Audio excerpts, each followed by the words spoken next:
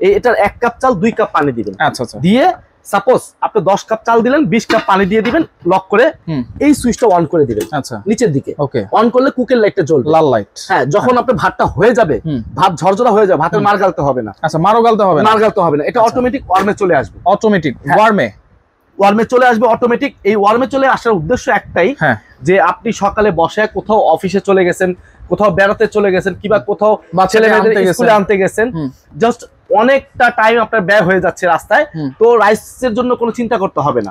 কেন, এটা অটোমেটিক ওয়ার্মে চলে আসবে। আচ্ছা, 24 ঘন্টা পর যদি আপনি ঢাকনাটা খুলেন, মনে করবেন যে আপনি এখন রান্না করছেন। আচ্ছা, মানে 24 ঘন্টা কিন্তু গরমই থাকবে, গরমই থাকবে ভাত। আচ্ছা, ঠিক আছে, কোনো পোড়া টোড়া তো ওইভাবে কোনো কিছু লাগবে না। এই একটা চামিচ দেওয়া আছে, এই চামিচটা দিয়ে আপনি নাড়াচাড়া করবেন, ঠিক আছে।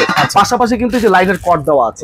আচ্ছা, যেহেতু 1000 ওয়াট, ভাই বিদ্যুৎ বিলটা কেমন আসতে পারে? ভাই এটা আপনি যদি প্রতিদিন 3 বেলা ব্যবহার করেন, মাসিক বিল আসবে সর্বোচ্চ 120 থেকে 150 টাকা। 120 থেকে 150 টাকা সর্বোচ্চ বিল আসবে। কি বলেন? হ্যাঁ ভাইজান।